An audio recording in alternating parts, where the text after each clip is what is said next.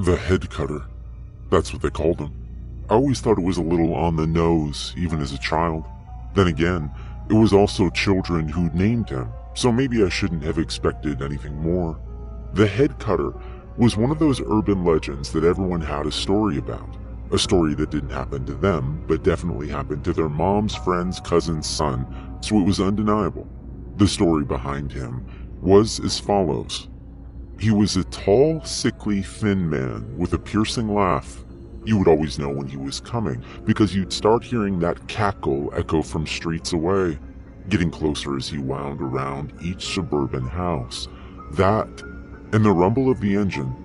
He supposedly drove one of those ride-on lawnmowers.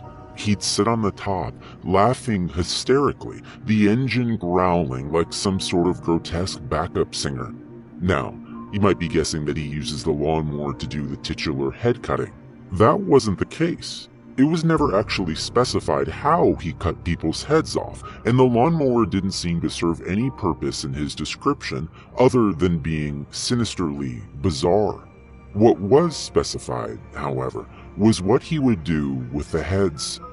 The head cutter was said to have a doll, a wonderfully intricate doll that had taken years to craft. Its porcelain face was painted to be so lifelike it practically moved. He treasured that doll for whatever reason. The reasons always changed depending on who was retelling the story. Sometimes the doll was crafted to look like a child he'd lost. Other times it was a gift from his dying mother, and yet other times it had been his only friend in a lonely and isolated life. Regardless, one day the doll was broken. Its delicate face was shattered, destroying the illusion of life it had once held. And with that illusion, any sanity the head cutter had left was shattered as well. He tried, to no avail, to replace the doll's head. He searched far and wide for an artist that could recreate the convincing detail the porcelain had once held. Each artist fell short. As he grew more desperate, he turned to darker methods. The head cutter killed his neighbor, decapitating her and attaching her head to the doll's body. At first, he thought he'd done it. Human heads don't keep well, however, and before long he realized he'd have to find a new head for the doll once again. From that day on, he stalked the streets of suburbia looking for the perfect new doll head. Yeah, pretty dark stuff, especially for a bunch of elementary school kids to be telling each other. I'd always been something of a scaredy cat. The first time I heard the story, I started crying, and later told my mom about the frightful tale. Never one for sentimentality, she laughed. A deep, hearty, comforting laugh that was nothing like the maniacal cackle described in the story.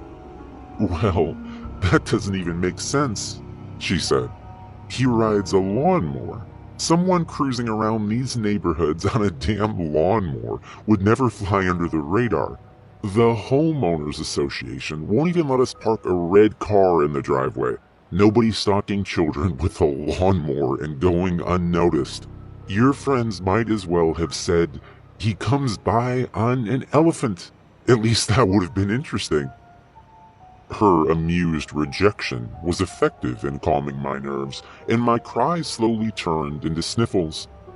"There's no head cutter?" I asked, hopeful. "Of course there's no head cutter," she replied. I wiped a sleeve across my wet face. If my mom thought it was ridiculous, it must be ridiculous, I reasoned. After all, she was a grown-up, and grown-ups knew everything. Still, even though I now knew rationally that the story had been deemed far-fetched, it lingered in the back of my mind. I'd been in the habit of sleeping with my drapes partially open. There seemed little risk in my second-story bedroom, and I liked watching the stars and moon shift into view as I dozed off. After I'd heard the tale, though, I would make sure they were pulled tight every night.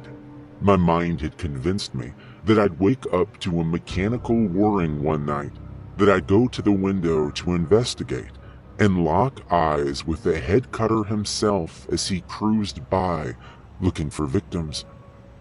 My short walk from the bus to my house went from pleasant to anxiety-inducing too.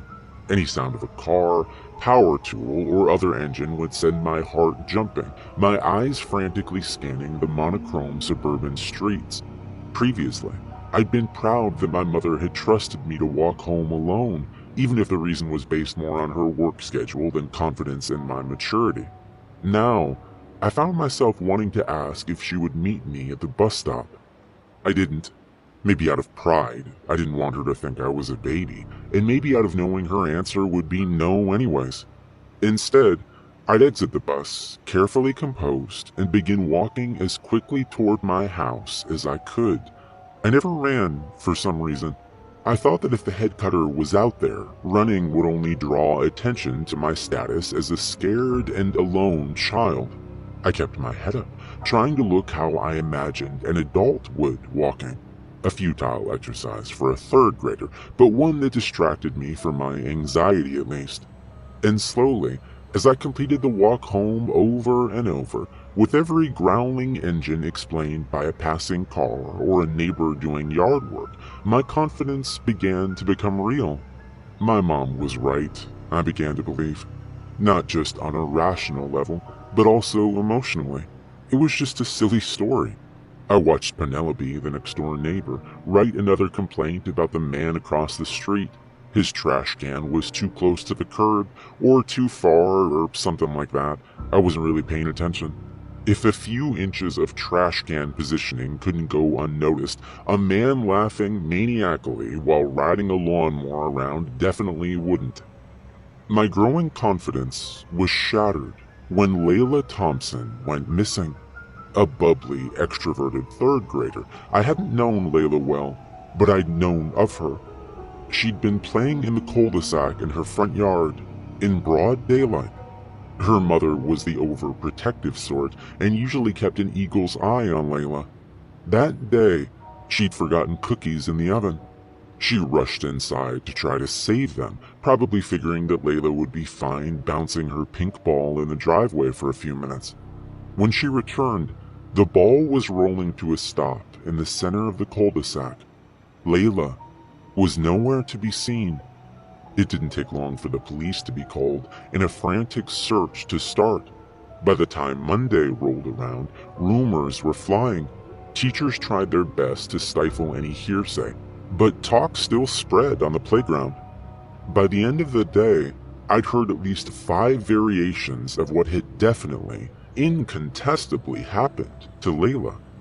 They ranged from the generic, a kidnapper promised her free candy, to the more far-fetched, she ran away to join a gang of fellow children who wanted to be free from adults. However, a front-runner in the theories was quickly emerging. The head cutter had struck again. His daughter looked just like Layla, you know. That's why he took her. James, a 5th grader, told my friend Jesse and I with great authority. By Tuesday, this seemed accepted as the gospel, despite the lack of any verifying reports.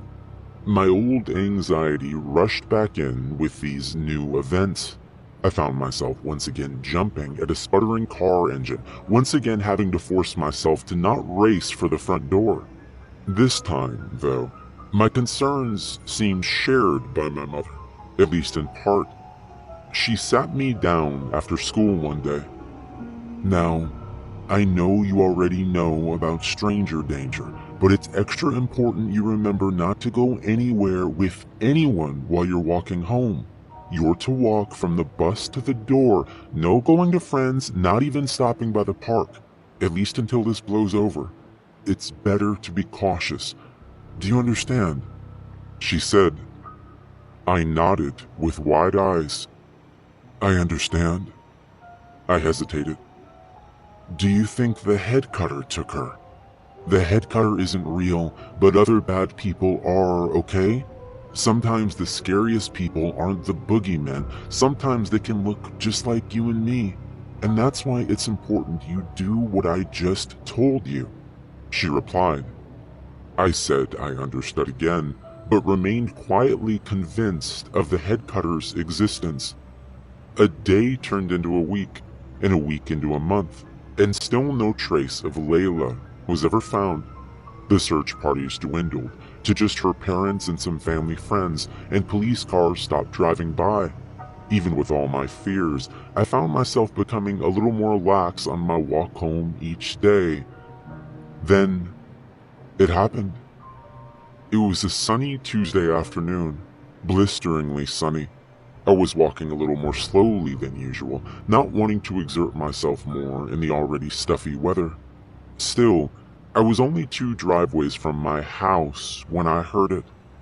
A steady, mechanical growling emanating from a street ahead of and perpendicular to my house.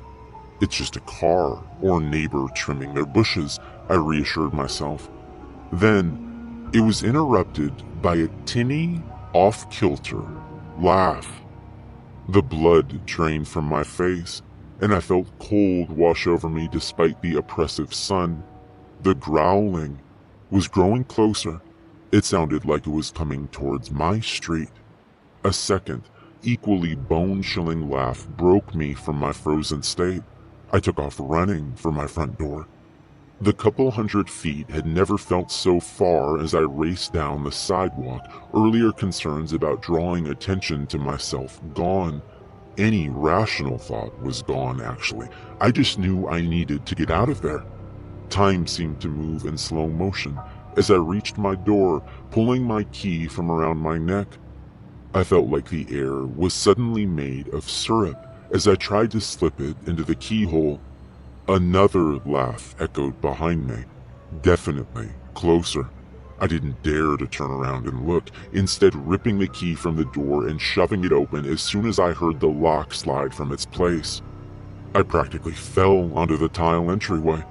I slammed the door shut behind me, and I sat there for a moment, back against the door, and then I realized I hadn't locked it. I reached up and slid the deadbolt back into place, then scrambled against the hallway wall. I felt some relief that my mom had closed all the drapes before leaving for work. I sat there, back against the wall, hyperventilating as I tried to process what was happening. Outside, the whirring grew louder. It had to be on my street now, and I said a silent prayer that it would continue down the street without passing my house. Thankfully, my prayers seemed to be answered as the noise began to grow fainter. There was another laugh, this time barely audible over the fading whirring. Was this real? This couldn't be real, I thought, and suddenly found myself rising. I don't know what was going through my head, but I felt that I had to peek out the window. I had to prove to myself that it wasn't real, that it was just a local teenager trying to scare kids, or a neighbor trimming their trees. It couldn't be real. I crept to the window, slowly shifting the curtain to the side, just enough to see the road outside. At first, it looked empty. Then, towards the end, movement caught my eye. He was real. I saw him, clear as day, just like the stories described. Tall and far too skinny, sitting on top of a lawnmower that was currently turning the corner.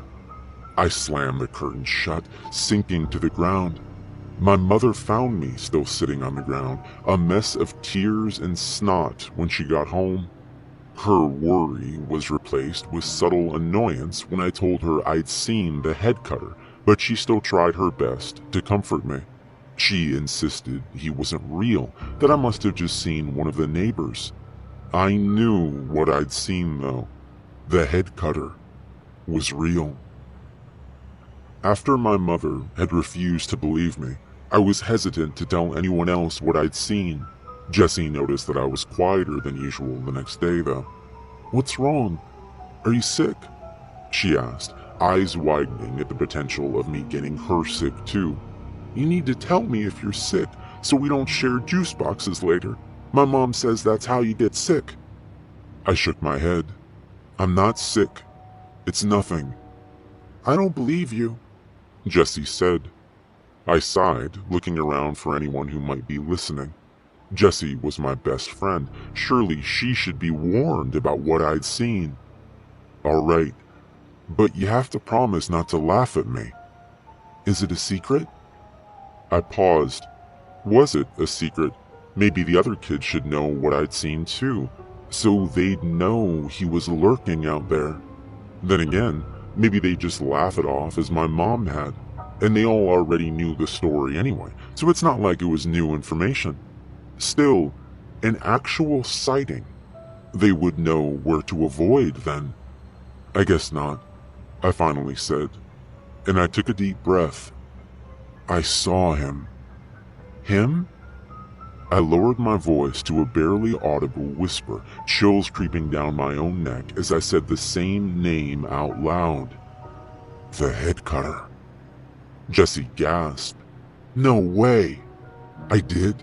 I was walking home from school and I started hearing the lawnmower and his laugh, just like the story said.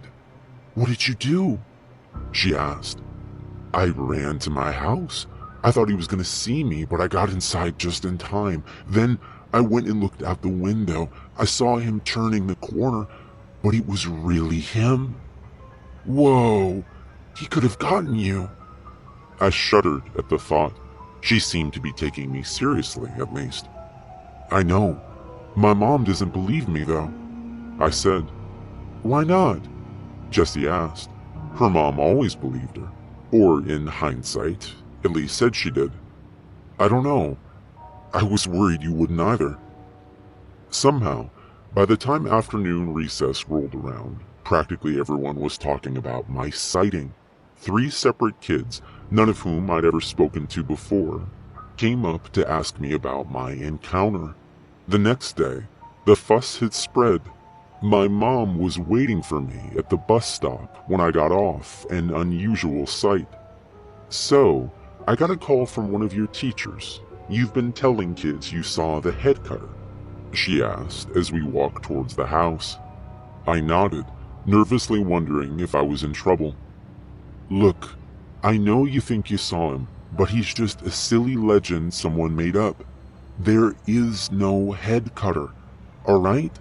I know Layla's going missing has been scary, but that doesn't mean a scary story is real. But Mom, I saw him on a lawnmower. I did some digging.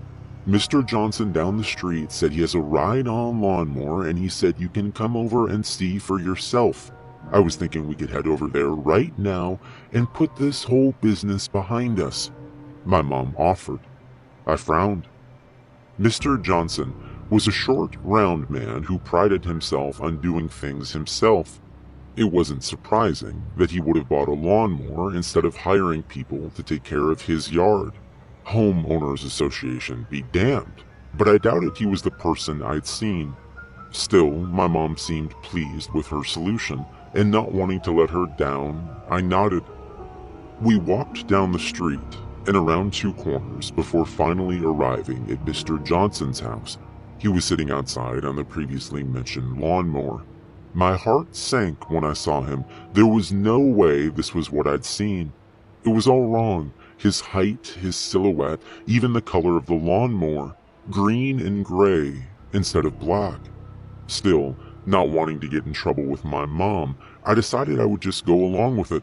Mr. Johnson gave me an exaggerated wave as we approached. "Well, hi there," he said. "Hi," I said, hoping my quietness would come off as shyness. I wanted to get this over with. I'd now decided that my mom wasn't going to understand, and it was best that I just figured out how to handle this myself. "I heard you might have seen this lawnmower the other day and gotten a bit spooked, eh?" "I guess so," I said. "Well, I can promise you, the only thing this lawnmower cuts is my grass, and real evenly at that too." He let out a laugh. It was nothing like the tinny, frantic laugh I'd heard yesterday. Yes, there was no way this was what I'd seen. "So look, it might sound scary, but there's nothing to be afraid of. You can even come sit on it yourself," he offered. I took him up on the offer and forced a smile and what I hoped looked like relief. My mom seemed satisfied that the whole thing was behind us as we walked back to our house that afternoon. I didn't correct her. The week drew on, and there was still no sign of Layla. By the following Wednesday, talk about my sighting had died down too, replaced by Kyle's parents buying him his own dirt bike for their summer camping trip. He hadn't stopped talking about it once. I had to admit, that sounded pretty cool. I couldn't imagine my mom buying me an actual vehicle, even a normal bike was pushing it. I was walking home Thursday, watching the bus disappear and thinking about the cool dirt bike tricks I could totally personally do if I just had one, despite my lack of experience, when I heard a familiar whirring sound. Again, my heart dropped. Just like last Tuesday, it seemed to be coming from around the corner. Not the direction of Mr. Johnson's house by any means. The ear-splitting laugh echoed through the air. This time, I was still at the end of the road from my house. My heart pounded against my chest as I considered my options. Run for my house? The corner was only 2 driveways down. If I didn't make it, he'd seen me for sure, and be only a couple 100 feet or so from me. Turn and run in the other direction. I was in the middle of the street. The corner was definitely a few minutes run away. I decided I'd race towards my house. I took off running for all I was worth, legs pumping as I passed 1 driveway, 2 driveways. My house was growing closer. The whirring was too. 3 driveways. I could see the details of the lock on my door now. 4 driveways. 2 to go. And then my worst nightmare became real. I saw the shadow enter the street moments before he did. Time seemed to slow as the bony, too-tall man rode onto the street, a wide and sinister smile plastered across his face. His smile grew even wider, almost impossibly wide. When he saw me, he let out an overjoyed laugh, and then another, and another, as he yanked the steering wheel of the lawnmower to the left. It turned towards me. He turned towards me, gaining on me faster than I thought was possible. To my credit, I didn't stop running. The door was less than 50 feet from me now, and then a bony hand grabbed my shoulder. I wasn't sure how he'd caught up to me so quickly, how he'd maneuvered his ride so smoothly. The hand yanked me roughly back, and I stumbled, and then everything went black. When I woke up, I was in a small, dark room. It was almost entirely empty, save for a single overhead light. Outside, I heard a raspy, sing-songy voice. "I'll find your head, that's what I said. I'll find your head and bring you back from the dead." The voice repeated the disturbing rhyme over and over for what seemed like forever. Finally, it stopped. The light shut off at the same time. I sat there in a sudden dark silence, shaking as the full extent of my situation dawned on me. That's when I noticed something glittering in the door frame. When the light had been on, it wasn't visible. The dim rays of light slipping under the door, however, reflected off of it. Curious, I stood up, walking closer to see what it was. It was a sparkly metal barrette, the kind you could buy in bulk at Claire's or Target. More importantly, it had been wedged in the lock of the door, imperceptible from the outside and just barely visible from the inside. It had prevented the door from locking. I realized this was possibly my only chance to escape this situation, at least with my head. I held my breath as I listened intensely for any movement outside. There was nothing. Slowly, I placed a hand on the doorknob. Still no noise outside. I pulled the door open to see a relatively normal-looking basement. Dust-covered rows of plastic storage crates. A bike leaned against one wall. If it wasn't for the heavy door I just opened, it would have looked like any family basement. Trying my best to remain quiet, I pulled the door shut behind me and began walking through the rows of shelves. The stairs had to be around here somewhere, I figured. As I walked, a dim ray of sunlight caught my eye. It peeked through the rows of shelves, landing on the floor at my feet. There must be a window, I thought. I changed directions, instead climbing through one row of shelves to head towards the light source. I stood up in the next row and froze. The facade of a normal basement didn't continue in this row. Instead, shelf after shelf was lined with human skulls. There had to have been at least 24, all pristine and white. I felt bile rise in my throat. "You have to keep going," something urged me. I nodded and took a step towards the row of skulls, forcing down the vomit in my mouth and trying to remember to breathe. I pushed one of the skulls aside and crawled into the next aisle. There, the window.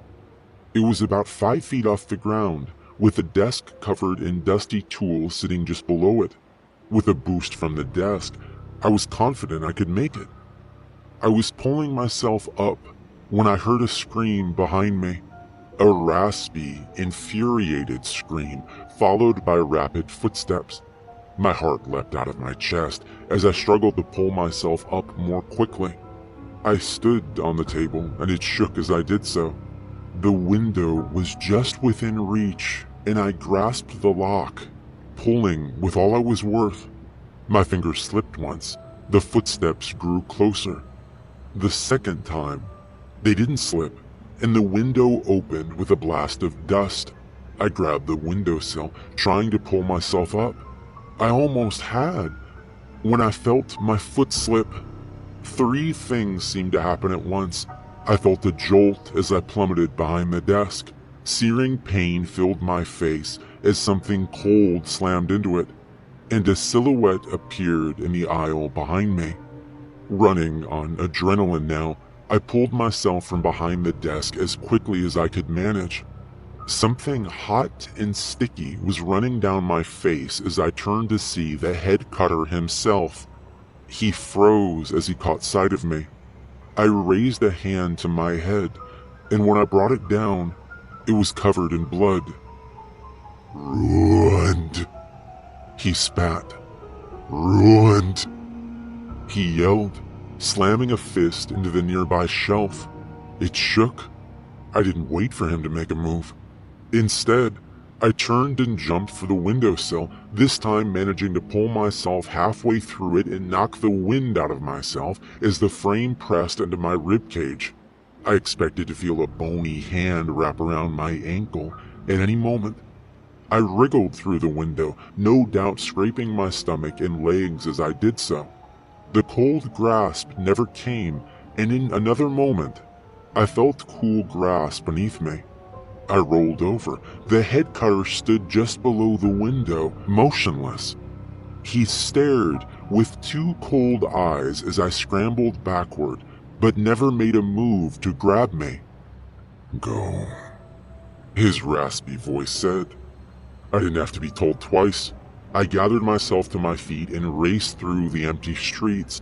Once I felt like I was far enough from that dreadful house, I knocked on a door.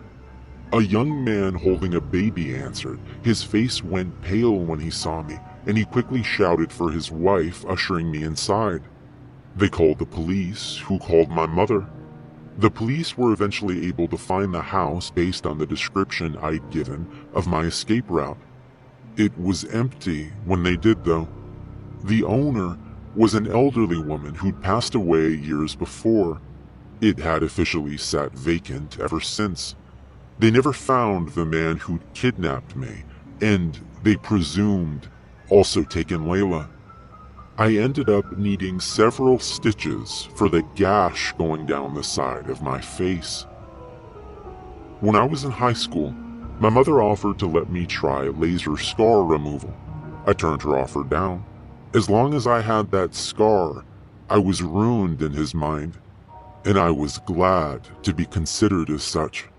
It felt like a safety net in a way, not something that had ruined me, but something that had saved me.